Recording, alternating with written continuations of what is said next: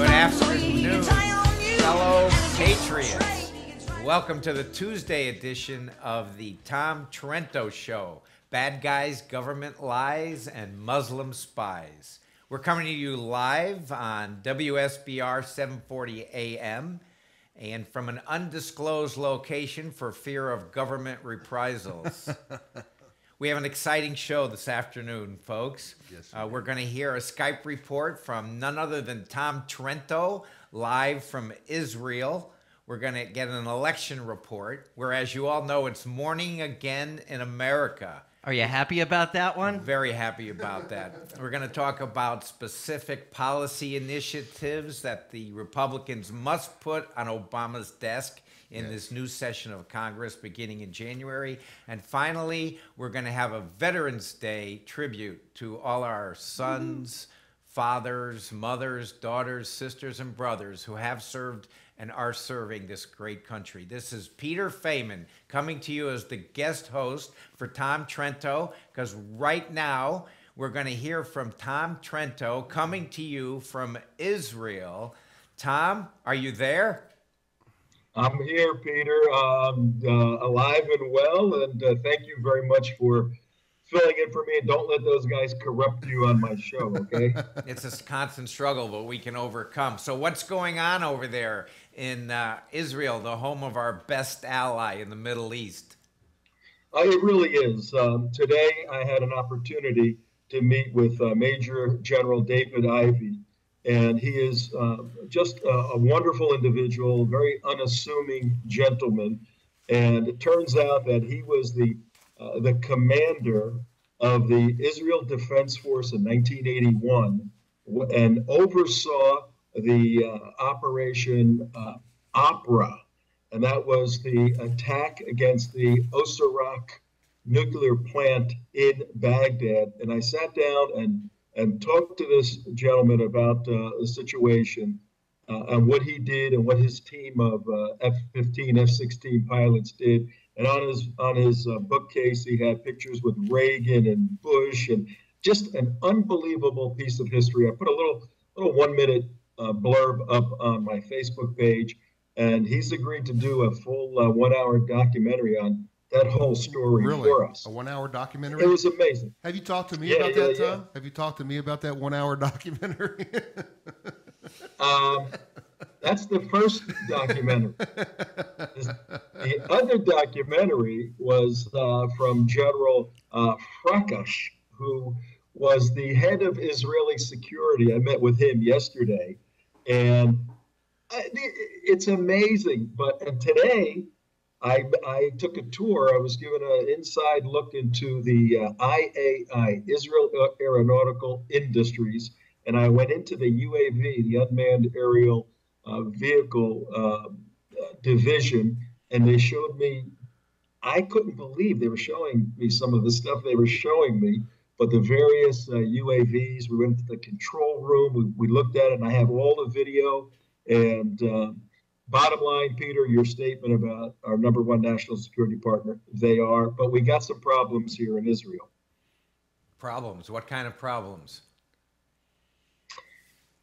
Well, as you know, we covered Operation Protective Edge, the 55-day war that began in June and ended in August of this year. And as a result of that, as a result of the Hamas getting their butt kicked, and as a result of Israel cracking down on terrorism, there is serious problems in some areas, particularly in East Jerusalem, with the jihadis who are being inspired. And I'm coining a new concept here, calling it the Islamic State syndrome, where these 15 to 50-year-old Muslim jihadis are so inspired by the victories of the Islamic State that they're uprising in their respective areas. And each day for the past week, there's been attacks even in Tel Aviv, which is a pretty calm city. And this country is furious. They're putting pressure on Bibi Netanyahu to crack down. There's now discussions and talks about curfews in East Jerusalem on all the Muslim communities. Keep your eye on what's going on here. This could get a little more serious in the days to come.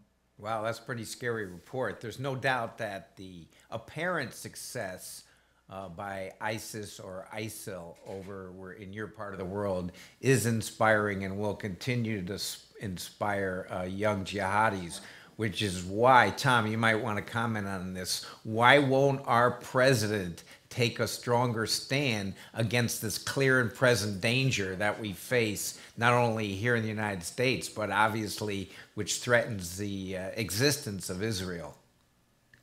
Yeah, and a point on that, the attacks that have occurred that you're reading about in the news and in Tel Aviv, in East Jerusalem, in the West Bank, these are they're isolated in that they're not connected. I mean, these individuals are connected to Hamas, but there is no existential threat from these individuals. This is an uprising that they'll take care of. I was in the city of Tel Aviv. I've been in several cities, and you can walk around anytime at night. So it's still very, very safe. In fact, we're leading a tour there back here in March. This is a little reconnaissance work to get ready for that tour. Regarding this national security relationship that Obama has, I've spoken to many officials here, many former military and intelligence folks. They know Obama is not their friend, but they are trusting, believe it or not, they're trusting the evangelical Christian community and the conservatives and the Republican Party to form a coalition in America to stand with them when they know Obama will start to abandon them even more in the next 2 years. That's very good. I'm glad you mentioned, Tom, the Republican National Party, because I can tell you, as an insider there, Reince Priebus is working with the Israeli government to put together a trip to Israel in the first quarter of 2015 to show at least the Republican Party's support for the state of Israel. So I'm glad you mentioned that. And I'm glad you mentioned the evangelical community as well. Just as a personal aside, at my church, we have a flag of the United States, the Christian flag, and the Israeli flag on our stage.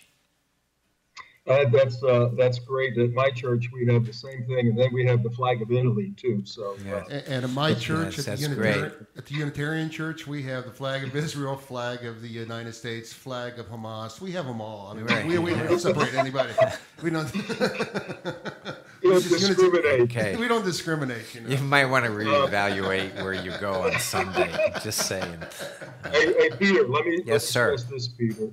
This is my third trip here in the past 2 years, and I'll be coming back in March. It is essential. Every elected official, before they go to Washington, D.C., needs to come to Israel and tour this country. This country is smaller than Florida. You can get from the top to the functional bottom in 3 or 4 hours. Needs to do that and just have 3 or 4 meetings. You can do it in 3 days. Right. Be fully briefed on the realities of the ground, and that will affect their policy-making decisions on foreign policy, on Israeli policy, on U.S. policy. Very, very, very important. Every Republican should be here. Hey, guys, I got to get going. Any other last questions before I go to another serious meeting at the bar across the street at the beach? When do they anticipate another Hamas incursion? Because we know that it's just not if, it's when. Have you had any discussions about that? Yes, of course, and the Hamas. There's been some rumors that the Hamas right now is planning for some major event right now in the next couple of days. So we're keeping our eye on that. But great country. Just Christians, Jews need to come here, and they need to sign up and come with us March 21st to March 31st. Everything will be great. Thanks, guys. Have a great show. I do have to get going, and I'll try to report back tomorrow. And stick a prayer in the bowl for me, okay? Okay. I will do that. I will do Smucky that. Pasnick, yeah. Okay. All right, Smucky, thanks. Anyway, there you have it. Tom Trento, live from Israel. It's 4:15 here in sunny South Florida, Eastern Standard Time. And Tom makes some great points.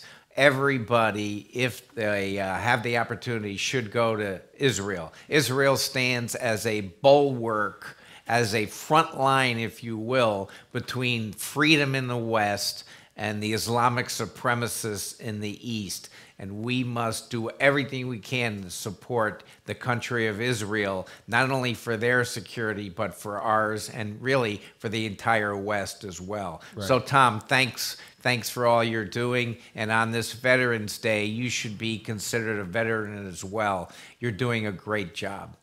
4:16, here we go now. Now we're going to get back to the rest of our show, stateside politics, if you will. I think we found out, Mr. Producer, that we woke up on Wednesday and it was morning again in America. What do you say about that, Mr. Producer? Oh, man, what a relief. I was watching it happen all Tuesday night, and as the Senate seats were coming in, I couldn't believe it. Right. Well, I could believe it because what the major news outlets aren't telling you is that the people really are upset with Obamacare, the Obama policies, the far left ideology that continues to come out of the Obama administration without regard to how the American people feel. And the American people spoke last Tuesday, a week ago today. In fact, Mr. Producer, it was such a great night. It was a 2-cigar night for this host. You had that two night. Cigars? 2 cigars. How many victory parties were you forced to attend? It'd been a long time since I had 2 cigars in one election night. Probably 2010 would be my best guess. And this was even better. This was better than even I could imagine. But you'll recall I came onto this show before the election. I predicted 7 Senate seats. How many Senate seats did we take? 7? Bingo. There You're you go. a pretty smart guy. No, Mr. Producer, you're a pretty smart guy for remembering that. Big important job? It's not a big important job, but I'll take it. Can I ask you something? Talking about big important jobs in politics. Yes. Little Debbie, is she going to be removed as the head of the Democratic National Committee? Do you believe? Well, I don't attend their meetings and don't plan to anytime soon. However, just speaking from the Republican point of view, if we lost at the national level as a Republican Party lost the way the Democrats lost this election, the first place I'd look after the president, because we can't change him, if I'm a Democrat, I'm saying, who is the chairman of our party? Right. And you're talking about Debbie Wasserman Blabbermouth Schultz. That district is so crazy that she is in. It is such. Yeah, let me give a shout out to Joe Kaufman. He's run down there twice now. He's a great candidate, but that district is just so skewed to the far left. I don't think if Moses came back and ran for Congress in that district that he would win. Well, he'd have to be a Democrat. Moses have to be a Democrat, that's for sure, because he couldn't run as a Republican. Well, that's right. If he came back as a Republican and ran in that district, we'd have the outcome of the Democrat winning no matter who. Well, or put it another way, I guess if Hamas ran a candidate as a Democrat, the Democrat would probably win. You're dealing with umbilical cord Democrats there. Yes. And there's just not a whole lot I think we're going to be able to do about that. Like Schmucky I was a Democrat my whole life. In this election, I finally voted Republican for the first time. Oh, Schmucky, I want to tell you. Let me give you some encouragement, Schmucky. Okay. You're not alone. There are literally thousands upon thousands of Jewish voters all over the country who are now seeing the light. They're Yes. seeing that as to pocketbook issues, Israel defense issues. Their home is the Republican Party. Here's a little bit of inside information. For the first time, the Republican Jewish Coalition is opening up a regional field office in Chicago. How Really? good is that? Chicago. Did you Chicago. see any of? I lived in Chicago for That's 9 it. years. You did. Yes.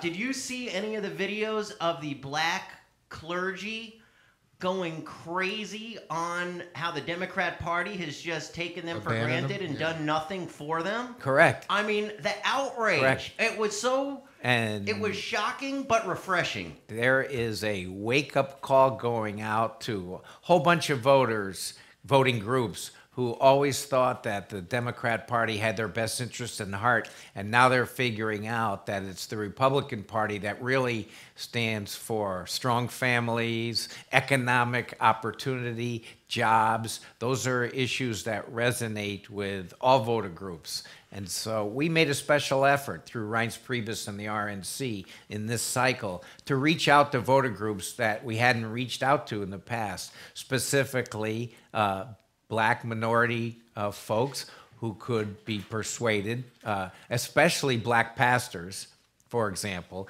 based upon the Republican positions on family values and traditional marriage and that sort You of have thing. Reverend Dozier right here in this district, who's a prime example of Exactly. and he didn't take him to be swayed recently. He's known for many years. That's a great point. Reverend Dozier, a shout out to him. He's been a strong Republican for decades. He's understood long before many of his brothers and sisters have where their best interests lie, and that's in the party of jobs and opportunity. So let's talk about the election results. Would you like to start with the U.S. Senate or the U.S. House or Florida? Where you want to start locally?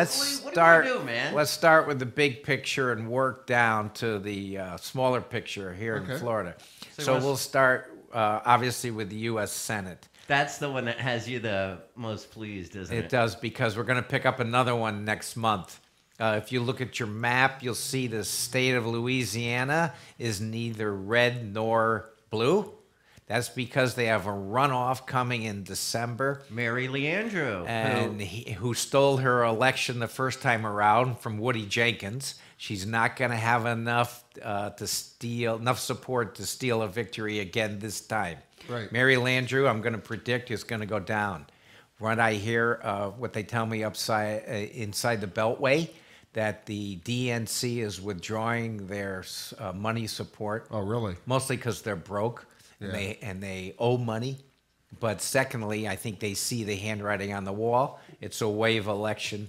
Well, how much of a difference we're going to will win that. Cassidy. How much more of a difference would that make with Landrieu winning that 54th seat? Does that really change the demographics in the Senate or anything like that? It changes the state of Louisiana. The more Republican office holders you have, the more Republican infrastructure you're going to build, and then you're clearing the way for grassroots Republicans, state house, state senate, county commissioner, their parish commissioners. So yes, every office counts, because all those people then go out and campaign in the off years for the local Republican office holders. And so it is important. Right. So we don't have it, but it does help to have that 54th seat just for any type of, it's almost like an insurance policy in case anybody decides to Correct. go the other direction. Correct. If you get some Republicans that got a little bit squishy on some issues, then you have some play, if you will, in there. So the Republican Senate is huge. Another factor, let's move over to the other chamber, what they call the lower chamber, the House. We picked up 12 seats, I believe, in the House of Representatives. Yes, to 12. 244, as you can see on the chart. That's the map that's in front of the viewers. 244 House seats is historic. Republicans haven't had that many seats since World War II, and before that, the 1920s, before the Great Depression. Now, what this means is that the lower chamber could very well stay red for a generation. It's very hard. Let's not get ahead of to unseat ourselves. that. Yeah, they in said that back Let's 2 years let's see ago. what happens first. Well, all right, let's talk about what's going to happen, because here's what's going to happen over the next 2 years once the new Congress that the people just elected come into office. We're going to start passing, hopefully, if I have anything to say about it, and I don't. But if I did, But if I did, right. if I did, here's what we're going to do. We're going to send bills to the White House lined up the same way jets would be lined up on the tarmac at O'Hare Airport during rush hour, one Right, after another, after another. Right. And what are some of those things? It'll be things that all the American people can get behind, bipartisan support by both parties in the House and the Senate, so that the American people can see Obama for what he is if he vetoes all these bills. And that is a radical leftist ideologue. Yes. So let's talk about some of those policies and bills that the Republicans are going to put on Obama's desk to expose him. There was one other election I wanted to cover first, and that was how important the governor. Yeah, well, race we'll get to was. that in a Okay. minute, but let's finish up with Washington here, because I think the Tea Party folks and the Republican rank and file want to hear that the Republicans are actually going to do something as a response to this election. Yeah. We're not looking for compromise in the sense that we're going to negotiate with the White House. The White House has displayed for the last 6 years, even in the last 6 days, that they have no intention of dialoguing with us. Zero. I mean, look what Obama's already said about immigration. I don't care about the election. I don't care about how the American people think.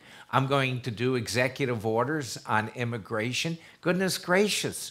So we need to stand firm with our principles and our policies. So what are those? Number one, a renewed commitment to repeal Obamacare. Obamacare has just recently been exposed for what it was, a sham, passed through a process of not transparency, but done in secret. By the way, I hear the bells ringing in the background. Are those people calling in? No. Okay. That all was right, very Debbie good. Wasserman calling. Yeah, I can understand that. I told her you were busy. It's 4:28 here in South Florida, and we'll take your calls later, but let's get through this. So we know that Obama's going to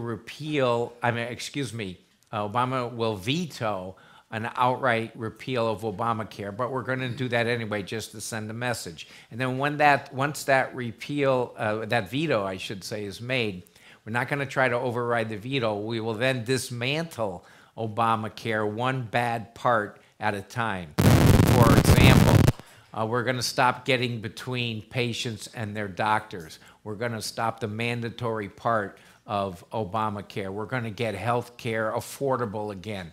We're going to allow statewide competition for insurance coverage rates, because we all know through competition, rates come down. So that's Obamacare, and that's a commitment. Next, right away, authorize construction of the Keystone Pipeline.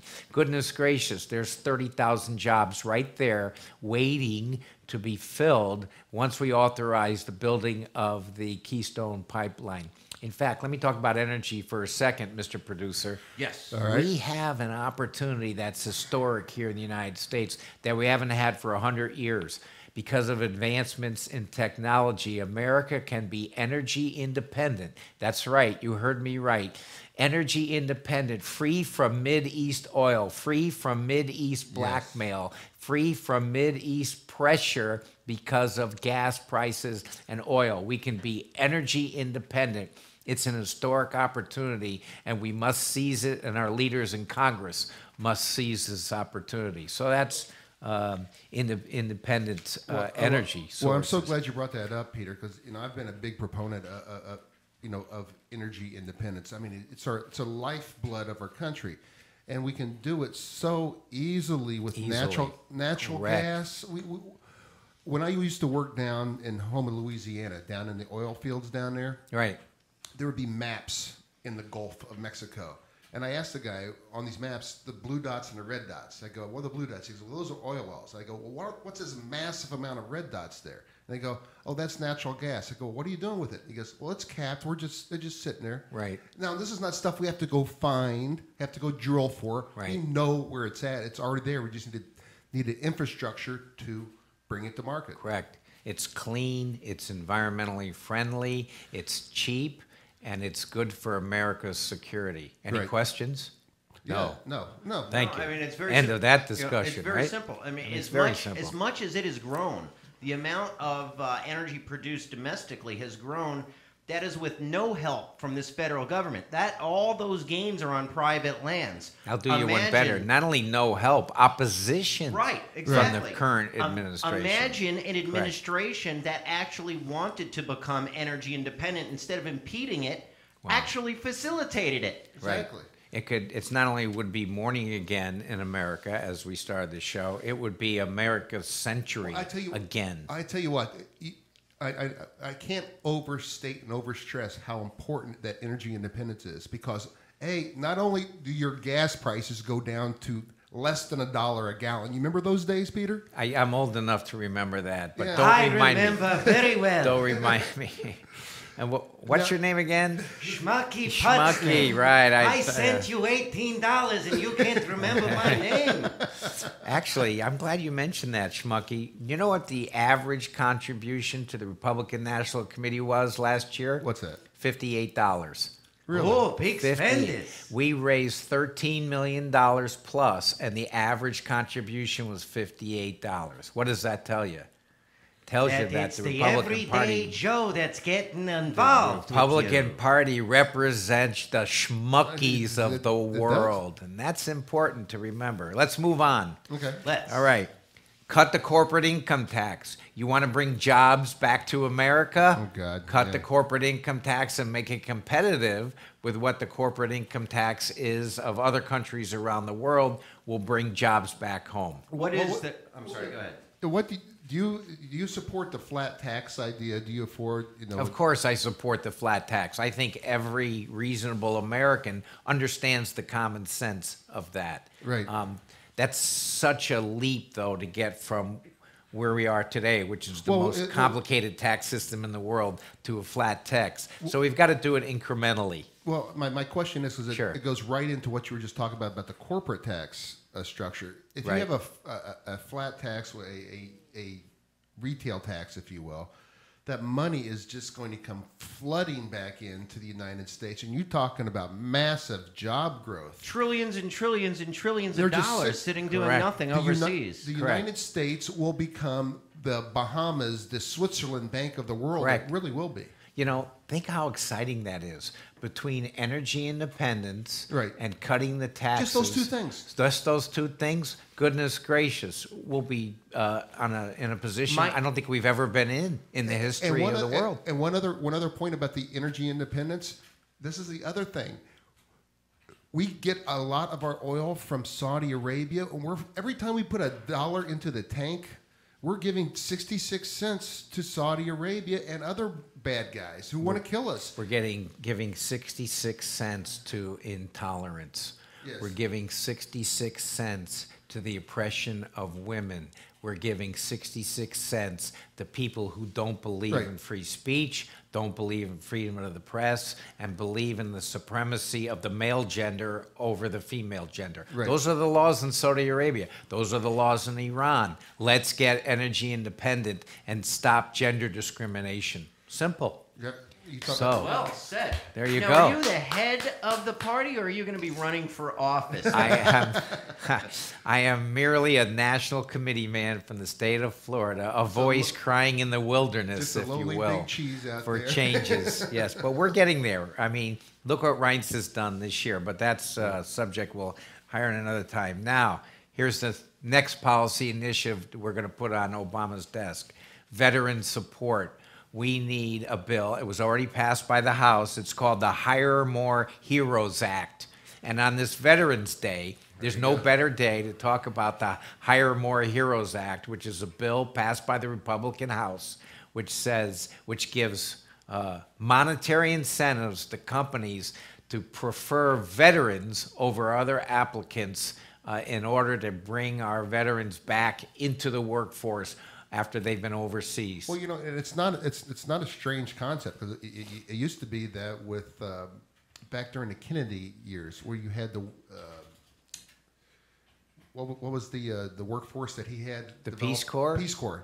And people who worked Right. for the Peace Corps actually got job preferential treatment when they came back, because it was a service to their country Correct. that they gave. Right. And if you give that service to your country, you should have, you've given 4 years and more. And more.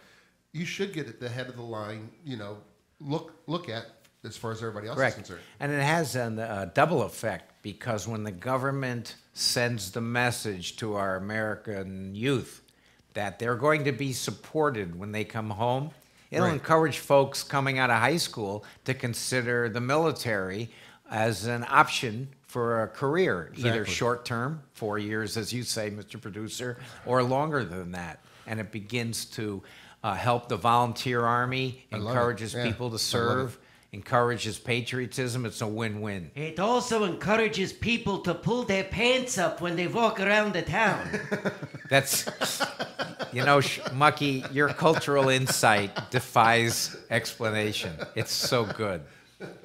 So, anyway, that's 4:36 in sunny South Florida. That's your comic relief for the afternoon. Let's go on to the next thing. Let's restore the definition of full-time work to 40 hours a week. That's very important, and Obamacare ripped that Well, yeah, from us. that's what my comment was going to be, is like, employers don't want to hire full-time employees because of Obamacare. And so here's the message that goes out. The Democrats will say, oh, look, unemployment is down. Look what we've done. You have to look past the numbers and say, well, wait a minute. Now that we define full-time employment as 30 hours, unemployment may be down, but people aren't really better off. They're still struggling and they're still hurting. So let's redefine the work week back to 40 hours. Then you don't have to increase the minimum wage, because now people are working enough hours to support their families and their needs. Next, support for charter schools, support for school choice in our economically disadvantaged neighborhoods. Republicans have championed for a long time now giving parents in all neighborhoods choice in where they want to send their kids to school. Choice for kids in economically disadvantaged neighborhoods will bring those voting groups back to the Republican Party. And don't forget, that's where the Republican Party started. It started with championing freedom for the slaves and Abraham Lincoln. We've always been the party of the disadvantaged. There's no reason. We need to dispel the myth that somehow Republicans are the party of the established white folks. I think this last election proved otherwise. Yes, Mr. Question. Yes, Mr. Question Producer. on school choice and why the Democrats are opposed to it. Is that because of the pressure from the teachers' unions? That's exactly correct. It's the pressure of the teachers' union. As you know, Big Union has always been a big supporter, big labor of the Democrat Party. And so they're blinded by, even in the District of Columbia, Republicans support school choice. The Democrats oppose that. That to me is mind-boggling. To oppose choice for economically disadvantaged kids is crazy to me. We need to give them every opportunity we can. But in the name of supporting teachers' union to send these kids back year after year to failed schools, we can do better than that. And the Republican Party stands for that. We talked about our energy boom, general, and then we'll move on. Simplify the tax code, get health care costs under control, choice in public school education, roll back the excessive regulations imposed by the Obama administration for the last 6 years, reform the VA and the Centers for Disease Control. And I think the most important thing, let's again talk about balancing the budget. We cannot continue to spend ourselves into oblivion. We must get our spending under control. How would we just have a budget? I would just like to actually have What a a budget. novel concept, I know. having a budget. Now, Yeah, he's blown it off for the last 6 years. It's Harry Reid's main constitutional responsibility is to pass a budget. He failed. I think that's why the American people fired him. Yeah. He simply didn't do what he was sent there to do. Well, every bill that was ever sent up there, he blocked everything. He has 300 bills on his desk, but guess what? That's going to end come January 2015. Hey, it's 4:40 here in South Florida. What do you say we move on to the other things? Go? Where does the time go? We're just having so much fun. Well, I got a question for you. One of the stories that kind of shocked me last night was the architect of the Obamacare. He came out. Did you see? I saw that. The stupidity of the American voter led us to hide Obamacare's true costs from the public. Is that a direct quote? Yes. Wow, that's incredible. You know, what that does is confirm, I think, what the American people kind of knew going into this election, and now it's been revealed. I think if that had come out before the election, I think the results would have been even worse for the Democrats than they actually were. But that's an amazing revelation. Here's what that will do. Hopefully, it'll embolden Republicans in January just to repeal Obamacare outright because it was a bad law to begin with. It was passed in a bad way in the middle of the night behind closed doors. We needed to get rid of that law, start over, get health care costs down, and come up with a free market plan that can benefit all people everywhere. So that's the Republican position on health care. Hey, let's talk about what nobody's really been talking about, which is what happened in the states at the state level during this last election. You like that too, don't you? Oh, this is even bigger than the Senate and the House. And here's why. Because your state legislators, your state houses, your state senates, okay, there's 99 of them. That's your farm team. That's where your leaders emerge, is your state house, your state senate.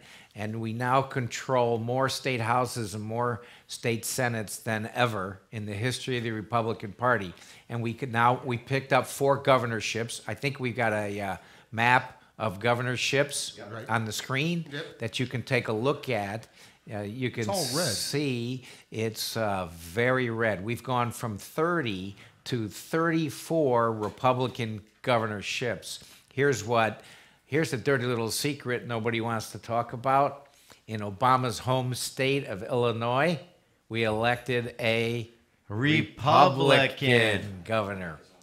In the state of Maryland, a state where most people rely on the federal government for work, we elected a Republican governor. Very exciting. And in the state of Massachusetts, people are realizing that taxing and spending is not the way to prosperity, and so they elected a Republican governor. Now, that's a funny state. What happened with their senator's race? Well, the Democrat won for Senate, but Scott Brown was elected to the Senate in after New Hampshire, Kennedy. right? But no, he ran in New Hampshire and then lost by a whisker to Shaheen there, which was too bad. It was close. Right. A lot of E's in the E-sounding names, but it was close. He ran a good race, and pretty soon they'll see the light there too. There's a sea change going on in this country because the American people have seen firsthand what socialist liberal policies can do to their pocketbooks, to the United States as a whole, and I think they've said, we don't like it, we want a different direction. Now it's up to the Republicans to offer a specific direction that helps people, and I think they're ready to do that. So we have the governorships. We picked up a governor in Arkansas as well, and so Arkansas is now a solidly red state. Now, from what I understand, Arkansas has a Republican in every single elected position within the state? That's correct. But, you know, Florida's not far behind. Let's now come to Florida, the most important state in the United States, politically speaking. Now, why is that? Well, number one, Florida is a microcosm of the entire United States. We have agricultural interest and a large agricultural interest here in Florida. We have urban interests, large metropolitan areas. We have a very vibrant and successful immigrant community between Cuban Americans, Mexican Americans, Venezuelans, Nicaraguans, We Puerto got 'em all, Ricans. man. We have them all. Okay. We also have Floridians who've been here for generations and generations. We have a good segment of the retired population, but we also have a good segment of what we would call upwardly mobile professionals. You look across our industry sector, in addition to agriculture, it's not just tourism anymore. We have manufacturing, we have service industries. So we have a state that really represents America from top to bottom. You go to Pensacola, you're in the central time zone. You go down to Miami and you're in Havana. So, I mean, how can you get more American than that? And I believe we've got the most lucrative Ponzi scheme business in the country. We do. We got everything. We've got them all. There's no doubt about that. So here we are in Florida. And to make it even more critical, Florida has gone Democrat in the last presidential elections, Oh, yes. 2008, 2012. Barely went Republican in 2000, 563 votes. And by the way, when they tell you that Gore actually won that election, that's just historically not true. Right. The newspaper industry did a recount after the election. The newspaper industry, not the Republican Party, Right. and determined in fact, Bush won by 563 votes. But what does that tell you? That it's a tie between Republicans and Democrats here in Doesn't the get state. much closer than that with that many people. Except, look what happened this time in this election in Florida.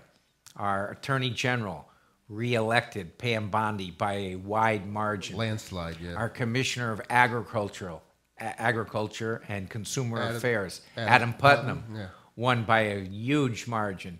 Our CFO, none other than Jeff Atwater, won by a tremendous margin. So we've got 4 statewide elections. Yes, the governor won by a small percentage, but these other 3 statewide office holders ran very well.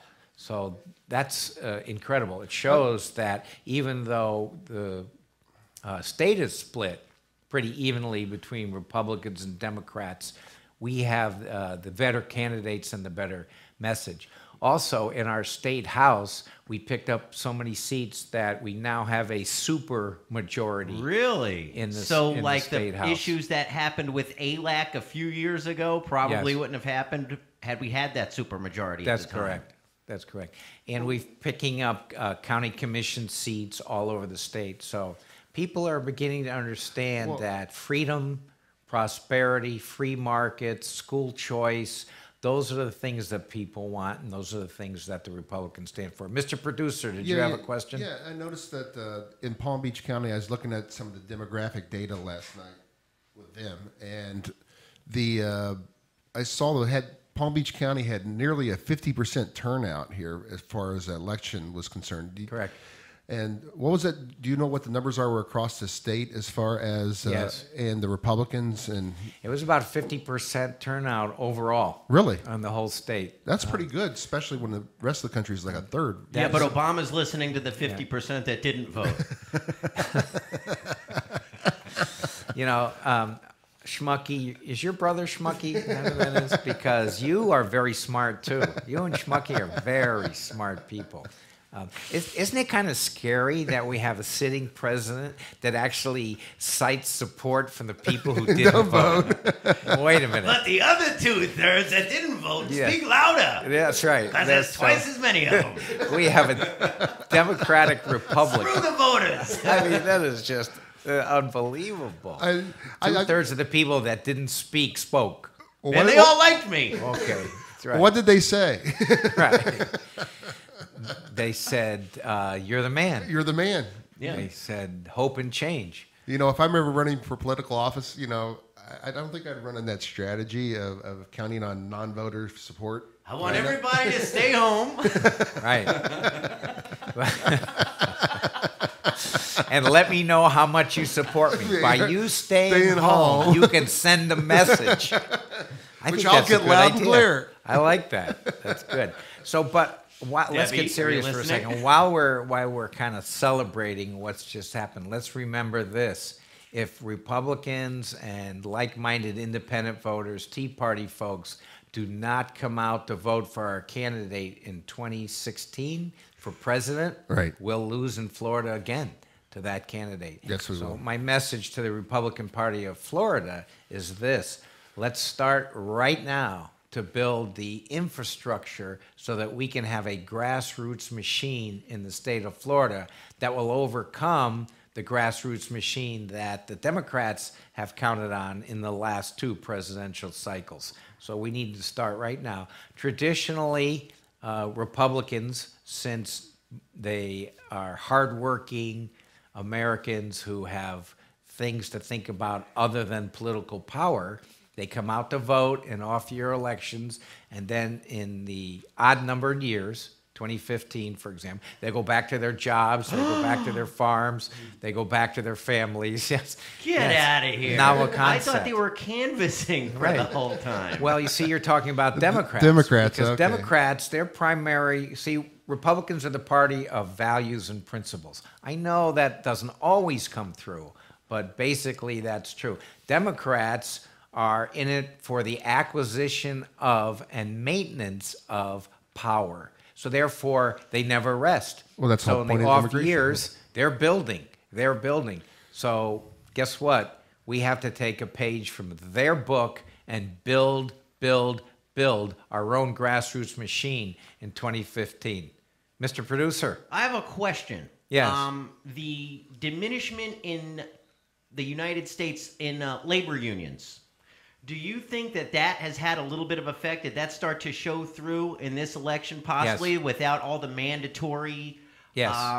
dues paying and this and that kind of just flooded? I mean, we all know the unions still give 90+% to the Democratic Party, but the sheer less number of members in those unions, do you think that's having an impact? Did it show, and will it continue to show? You know what? That's a very good question. It's not something that's been reported on. But Right. by you bringing it up, I have to agree. I think it does make a difference. Bit by bit, you see the dismantling of the money that really had been used too much. I mean, there is money being taken from non-union people simply because they worked in a union shop, that Right. they had to give money to the union. The Supreme Court, thankfully, last year said, no, that's legalized theft.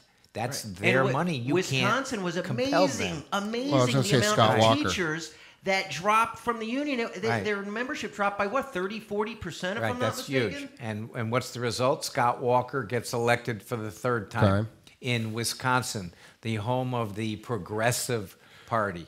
You talking about the conservative value, the conservative principle just is not a good message. Well, Scott Walker is like the poster boy for yes, it works, because he's not only did he withstand a barrage against the unions, the media, the press, everybody, they came down on him like, God came did. down on They whatever. did. God came down on Sodom and Gomorrah, That's something right. like that, right? But he's not Sodom. Let's not get confused. No, but what right? I'm saying is that it was just such a total beat up of Scott Walker in Wisconsin from every leftist individual, from every source, and he withstood not 1, not 2, but 3 elections in 4 years. Was it Correct. 4 years? Yes. And that's brutal. and so, but and all he stood by was the conservative values and Here's the principles. message. You can stand for conservative values and you can stand for conservative social values. Just don't throw those conservative social values in the face of other people. That's all. Just be respectful, but stand strong for what you believe in. And people will vote. I think the American people, and we'll talk about veterans now in a minute, I think the American people are hungry for leaders and people from all walks of life to stand on principle, to have a firm set of convictions Right. and beliefs, and to say, no, this is what I believe in. I respect that you may disagree, but this is what I believe in, and I ask that you respect what I believe in, because that's what really America's all about. And I think people are hungry for that kind of honesty. I stand for traditional marriage, okay? That Wait does- a second. that doesn't mean that I dislike people who disagree with that, but that's what I believe, and so that's what I'm going to espouse. Like you saw the candidate in Iowa, I think, who was asked, or Kentucky, did you vote for President Obama? She wouldn't say. She wouldn't say. I know. You know what? If I'm in that, I say, yes, I did. I'm a loyal Democrat. I voted for the Democrat At least candidate. go down fighting, It turned out that my judgment was wrong, but that's who I voted for. You know, that but that remind- whole mealy mouth thing, people don't like that. Yeah, You they know don't what? like I think. I mean, I still can't believe that Obama got reelected. But going back in time to Nancy Pelosi, you'll have to pass the bill to see what's in it. Right. Yeah.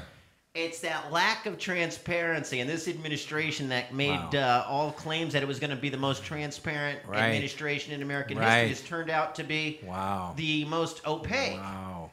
Yeah, and that's still going to come back, I think, to haunt the Democrat presidential nominee in 2016, whoever that might Well, be. they lied. Yeah. Hey, we've only got a few minutes left, though. I think it's 4:56 in sunny South Florida on a Veterans Day. By the way, I think it's the 239th birthday of the United States Marine Corps. Hoorah. And so that's a good way to celebrate Veterans Day. Their birthday, I think, is November 10th, which is the day before Veterans Day every year.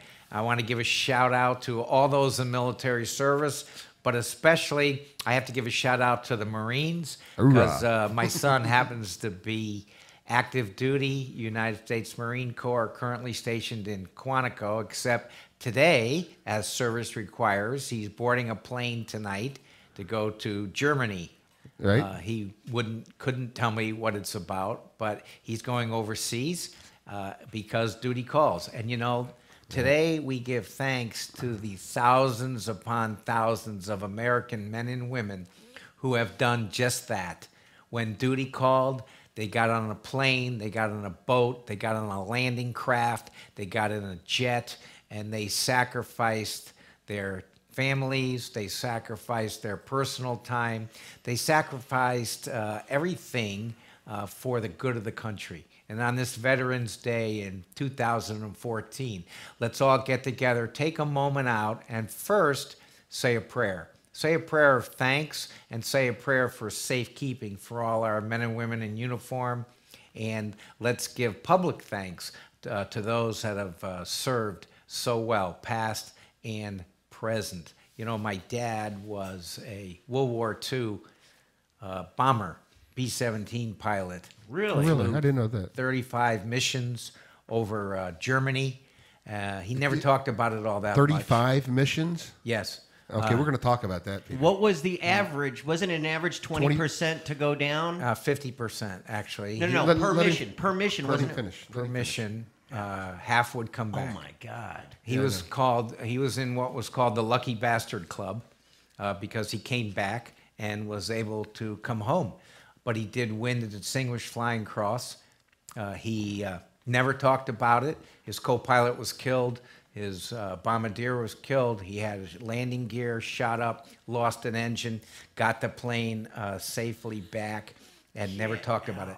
Today they'd call it post-traumatic stress PTSD, yeah. disorder. They didn't have a name for it back then. He never hugged me growing up. I knew he loved me, but he was incapable of expressing his love, and you know, now we know why. And that's part of the thanks we give. He came back, never talked about it, went to worked until the day he retired at age 70, enjoyed 4 years of retirement, passed away, and we all want to thank all of them from the greatest generation who did all that. Grew up during the Depression, then served the country in World War II, didn't question it, didn't oppose it. They went and did their duty, and you know, here's the amazing thing. When they came back, they didn't want attention. They didn't want parades. They just wanted to get back to the life that they left before they went into serve. lead a family, go to church, raise kids, make a few extra dollars, and maybe retire someday. My dad did that, and Dad, thanks. You were great. From Tom Trento's show here on Veterans Day, and to all of you patriots, good night, good afternoon, and we'll see you next time. God bless. Thank you.